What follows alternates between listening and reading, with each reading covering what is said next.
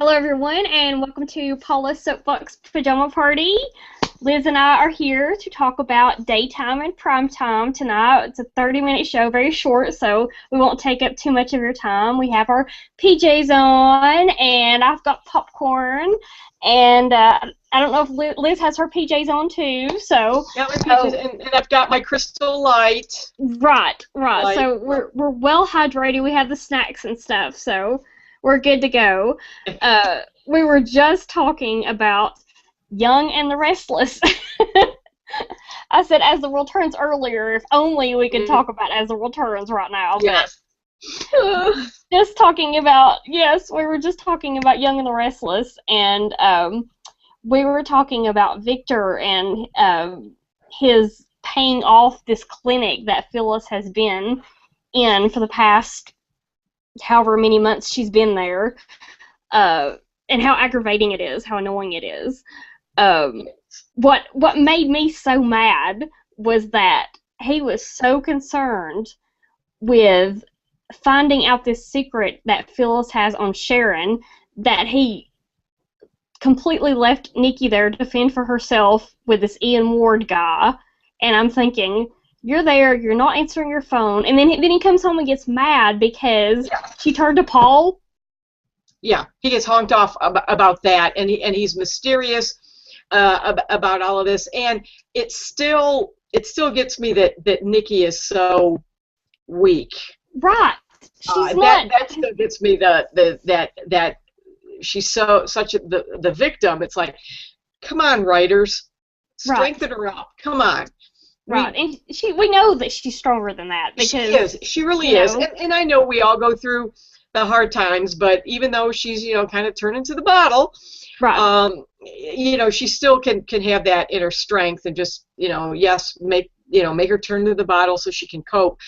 But yes, at the same time, bad Victor. Yeah. And obviously in the real world, you could not. That clinic could be shut down in a heartbeat. Right. One would hope. If they. Yeah, well, yeah, because they violated like HIPAA and all this other stuff, so Victor can have his way, but it wouldn't be a soap opera. We have to, without that kind of conniving and maneuvering, we do have to suspend reality. I mean, look how much we suspended reality with All My Children when all these people came back to life. Days of Our Lives. All of them days. Oh, yeah.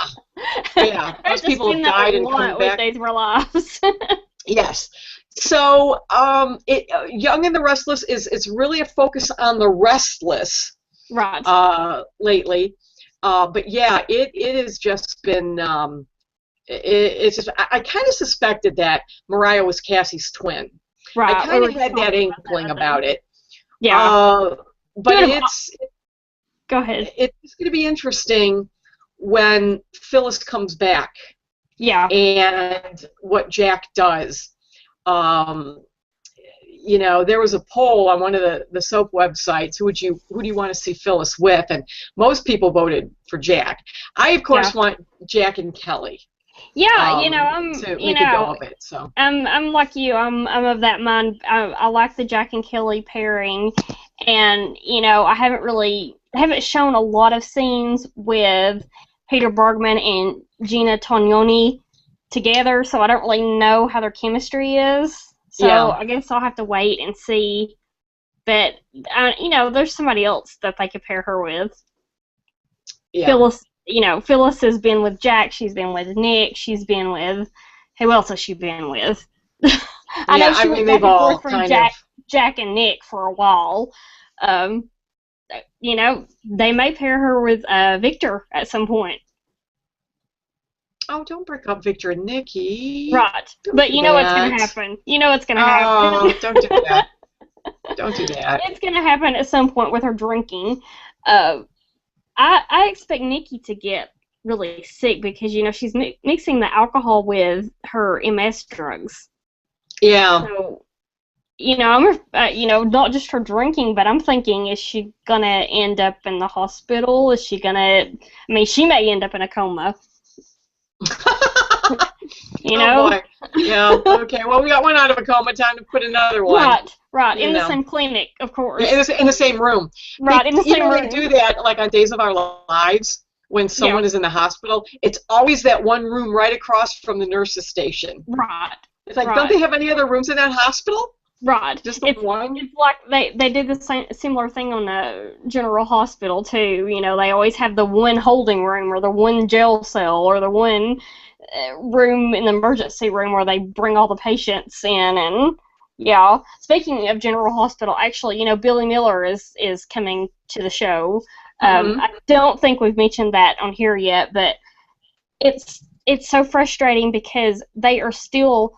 he's coming on the show as Jason, for those who don't know, but it's frustrating because they're still showing Steve Burton's picture as Jason. And I'm thinking, why would they not just show Billy Miller and kind of get him in the viewer's mindset of who Jason is, you know? Why would they still be showing Steve Burton? It's frustrating. It makes no sense to me. That doesn't make sense. I love how Eileen Davidson is jumping from soap to soap, you know, from I can't even keep up The Young and the Restless to Days of Our Lives. I like that. Right. But I can't keep up anymore. It's like, okay, what is she doing this week? Is she doing Days of Our Lives? Is she doing Young and the, you know? And I like to see her as a good person. You know, right. I do not like her as the evil Kristen DiMera. Right. You know, I remember her on Days of Our Lives years and years and years ago when she was a nice person. I think before she knew she was a DiMera. Yeah. So. Yeah, and I'll jump back to Young and the Restless really quickly here because there's something that I forgot to mention. Hillary and Devon. I was kind of surprised that they went there that quickly. Oh, it's been building. Yeah, but I mean, you know, it just kind of seemed like, I don't know, it just... Well, they almost did it in the laundry room. That's true. At the club. Yeah. They almost did it, and they were stopped. Now, was that before she married Neil, or was it right after? I can't remember.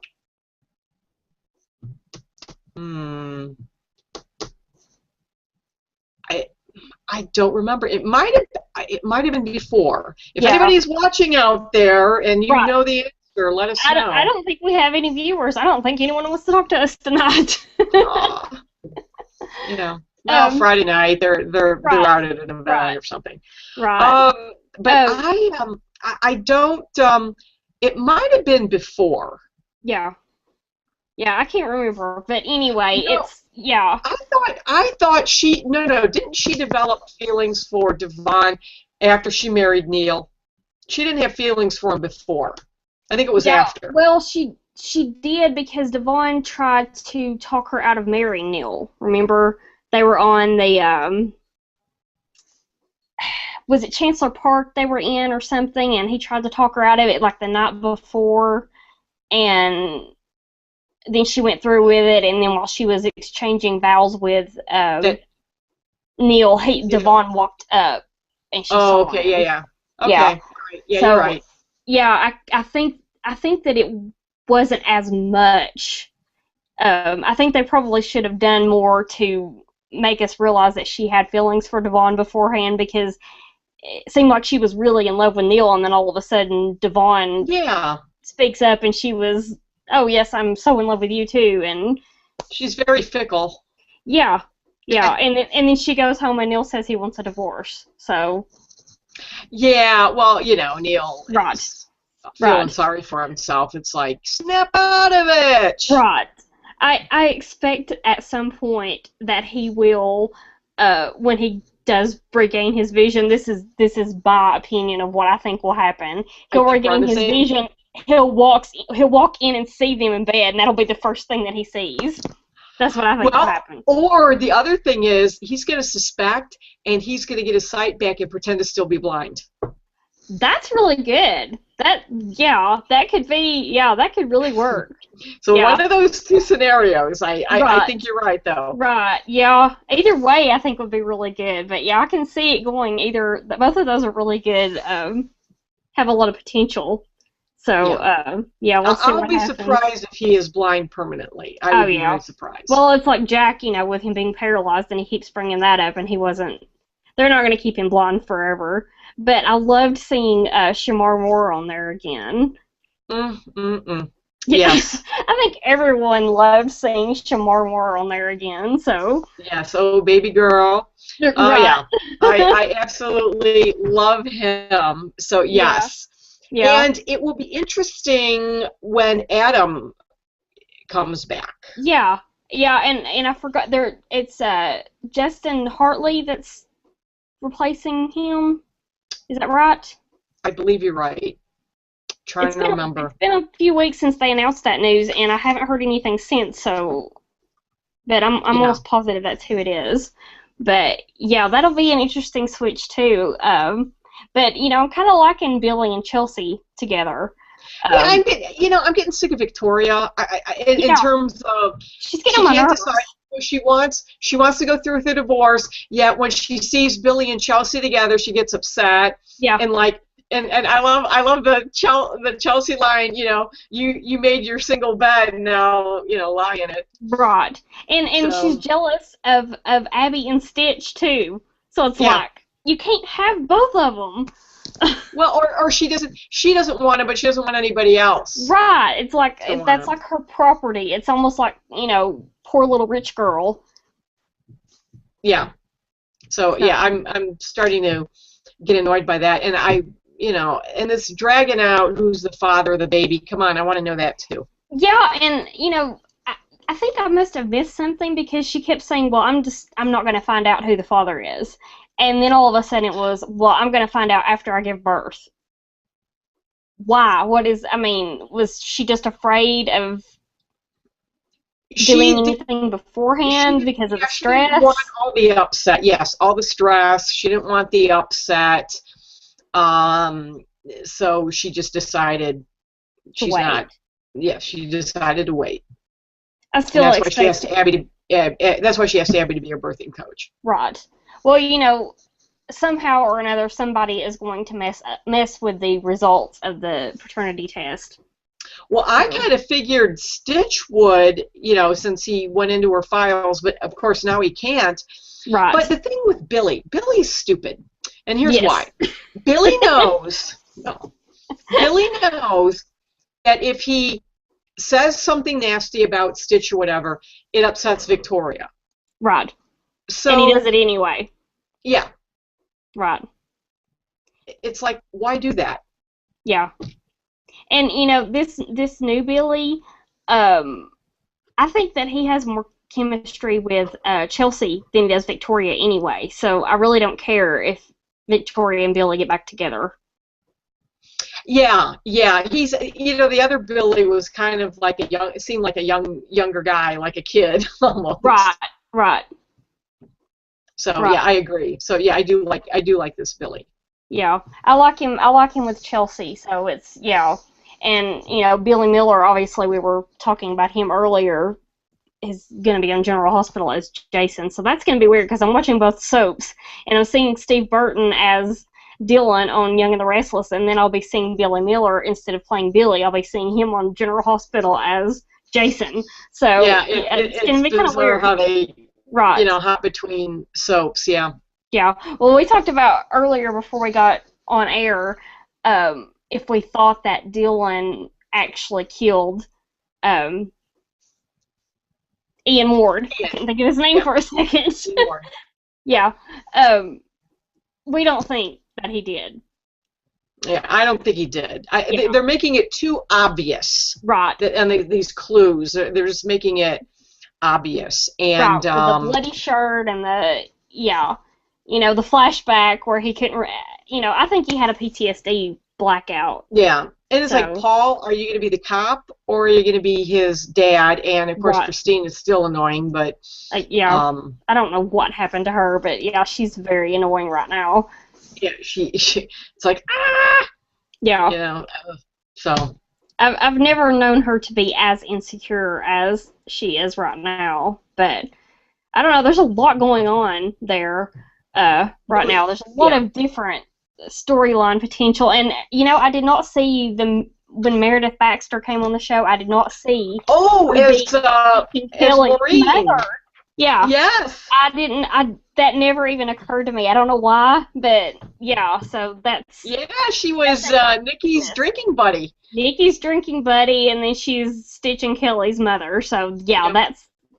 that adds a whole other dynamic to that storyline. Oh, yeah. So yeah, she's sort of getting Nikki back further into the drinking, I think, so, which is... Well, I guess she met Nikki at a bar. She met Nikki at the bar, and then, then Nikki gave a fake name, and then she saw Nikki in the newspaper. So, yeah, start picturing it. Yeah. So she's gonna get her, and I guess she's never heard of the Newmans, and until she came to Genoa City, and doesn't know that Nikki is a recovering alcoholic, which you think that information would be readily available, in the paper, I don't know. Well, I don't know how public they've made that. I mean, with all the tabloid talks, or maybe she was in the society page or something. Right. But yeah, I don't know how. And of course, she didn't know about it beforehand when she met Nikki at the bar. Right. And yeah, she thought, because she just took her at her word that her name was Sherry. So. Yeah. Yeah. Well, that's, so Young and the Restless, a lot going on. I wanted to touch on Dancing with the Stars. We've got like 14 minutes here, so... Okay. I know you don't watch the show. I'm trying to get Liz into the show a little bit. So, well, I was watching America's Got Talent. Yeah, she was watching America's Got Talent, so, I gathered some clips from Dancing with the Stars. And we talked a little bit about it last week on our fall TV lineup show. Let's see, we had and they've already had the first one kicked off, which I don't like, because last year, I believe the way they did it was they had only one show a week, which I liked. They would have one show a week, and then the week following that would be like they would kick somebody off, and they would combine scores, and that's how they did it. This week it was like they got one shot to dance, and then they kicked them off, which, I kind of think, give them more than that first week, because, the first week everyone's nervous, and, and... They're just finding their footing. Right. Well, I think they only have like 3 weeks to practice for the first episode. So, wow. Yeah, and also, it's really hard to devote that much time to a show when it's on twice a week, and 2 or 3 hours. That's 2 or 3 hours of time in a week to one show, that's why I end up getting so behind on it. But I'm assuming you remember Alfonso Ribeiro from Fresh Prince of Bel-Air. Doing the Carlton dance. Really good. Yes, he did really good. But he's a dancer. Yeah, and I didn't realize that until I watched the episode. But yeah, he did really good. But the first person kicked off was Lolo Jones, who's an athlete, and I was really surprised by that. Wow. Because dancing is so athletic, but... Right. You automatically think that athletes are going to do really well on the show, and usually they do, but I guess it's just, but she admitted that she kind of messed up in the beginning, and there was something with the timing. She got off with the timing or something, and it was the cha-cha, and I'm like, why would you start somebody out on the cha-cha? But, so I have a clip of her performance here if you would like to see it. Let's watch. So here we go. Let's see. Oh, opened the wrong thing. 1 second.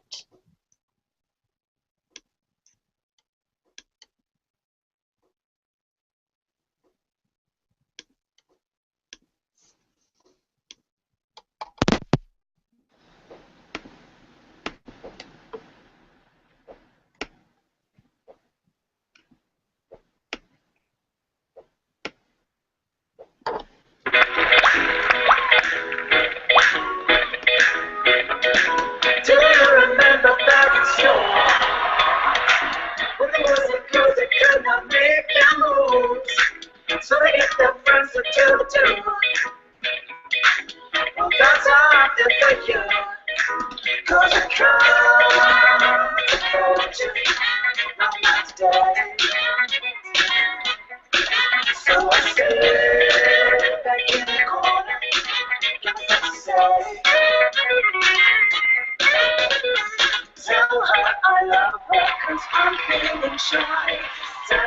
I love her 'cause I'm not that guy.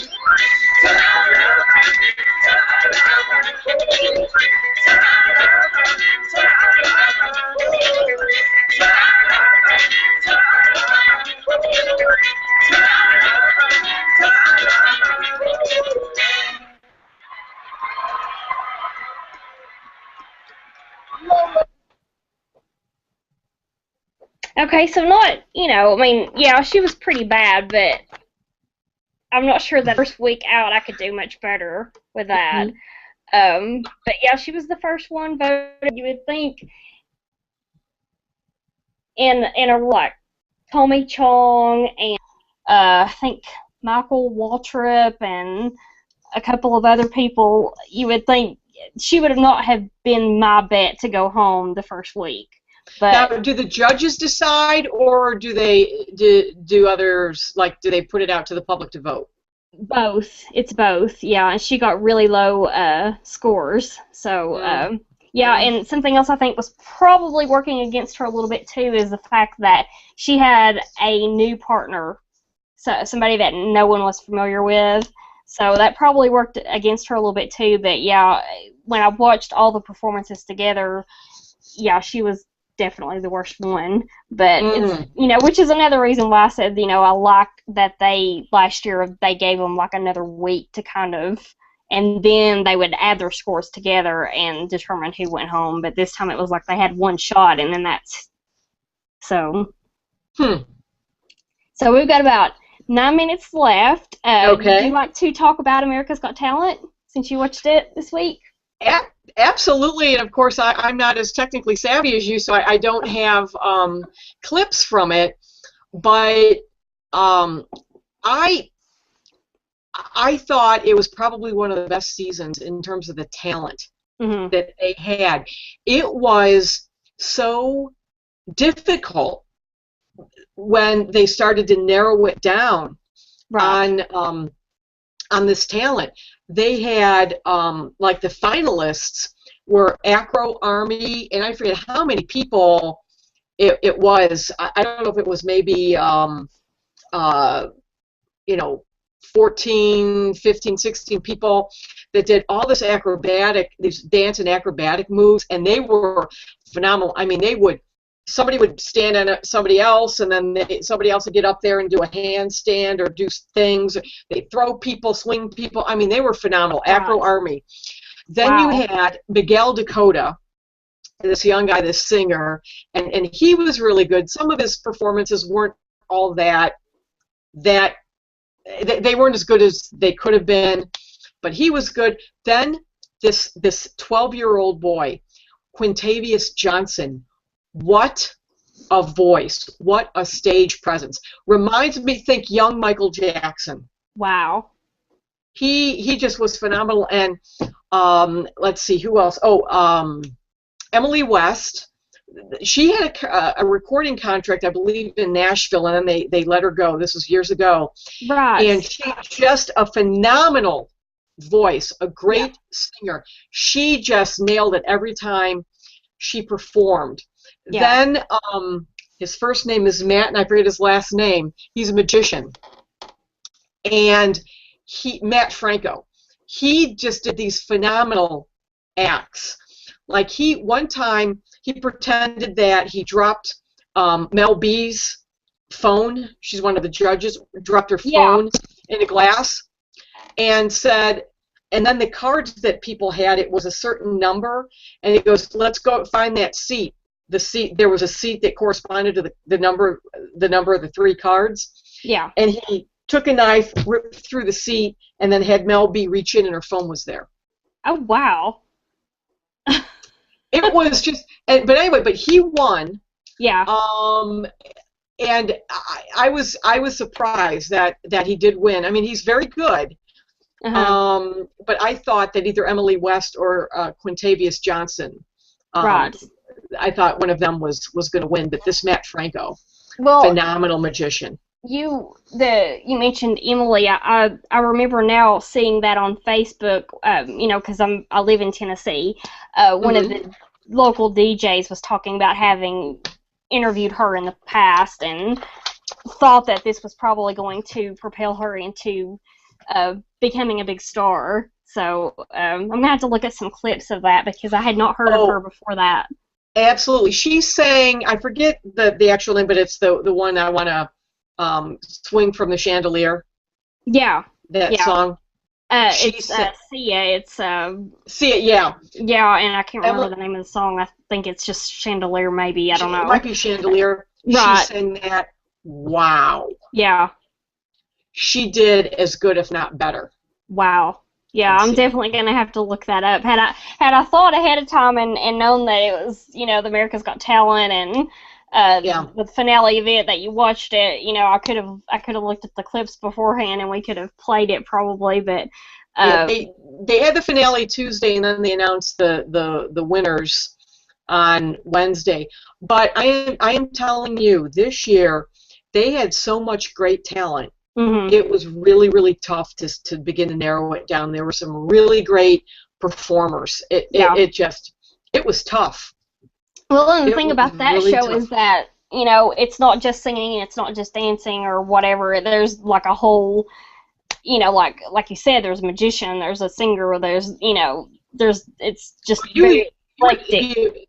There was this one goofy guy on rollerblades. And he was doing these moves and all that, and Howard Stern did not like him, thought it was a waste of time, but the other judges put him through because they thought, oh no, he makes me laugh. Well, you're laughing at him. Right. And he made it through, and like Howard Stern pointed out, someone else who's got talent doesn't have a shot because you put this guy through. Right. So that's a good point. Yeah. But no, it was.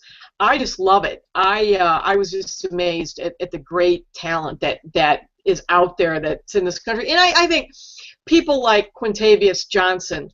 Okay, he didn't win, but he's gotten exposure, and I would be amazed if that young man did not get like a recording contract or didn't get some type of representation, and that he's getting gigs and that he's going to be performing. I'm telling you, as good as a young Michael Jackson. Right. Well, and sometimes it's better in these competitions when they don't win. Yeah, and they on the final show, they also perform with a star. Mm-hmm. So Quintavious Johnson got to perform with Jennifer Hudson. Oh, yeah, I bet that was good. And he was like in awe. And then Emily West performed with Cyndi Lauper. Yeah. And apparently they knew each other from what's the Donald Trump show? The Apprentice. Yeah, The Apprentice. Emily West must have been on The Apprentice, but she knew Cyndi Lauper. Huh. She had met her on The Apprentice, so I don't know what happened there. Yeah. And then this Miguel Dakota, he performed with Lenny Kravitz. Oh, so that was pretty neat. Yeah. Yeah, I'm gonna have to look at some clips of that because there's always, someone on that show. I don't watch it regularly, but there's always someone on that show that stands out, and people pass the video around on YouTube and stuff, obviously. So it's kind of one of those shows where even if you miss it, you can still catch some really good performances online afterward. Right. Well, we are out of time. Can you believe it's already been 30 minutes? No, I can't. Over, but I know that you have to. You have to go. I know you've probably got to go make dinner, and I know you have to get up. I have to make dinner. Yes, I'm not eating dinner yet. Right, I haven't either. So we have to do that, and you have to get up early in the morning. So So I know it was a kind of a rush show and kind of a short show, but it kind of gets everyone up to date on The Young and the Restless, and I probably spoiled some stuff from Dancing with the Stars for some people who are waiting to watch it on their DVR. Sorry. And with you with America's Got Talent, but yes. maybe we should start out each show with saying there might be spoilers. Spoiler alert. So right, spoiler alert. So but we'll schedule another one of these soon, and we'll talk some more about some things in prime time and daytime. Big Bang Theory starts this week. Starts Monday. Yep. So, and Scorpion, which we talked about last week, starts Monday as well. And I know that there's probably just about everything premieres next week. So I'm sure the next show we have will have a lot to talk about. So, yes. All right, well, we're going to say goodnight now. So, good night, everyone. Good night, Liz. Thank you for coming. Okay, Paula, good night. Thank you for inviting me to your pajama party. No, I absolutely, I don't know if I've told you this, and if I haven't, I'm sorry, but if I have, I probably haven't told you enough, but I so could not do this show without you. You're really, you're a really great addition to the show, so well, thank you. Thank you, as always, for coming on, so. Okay. All right, well, good night. Good night.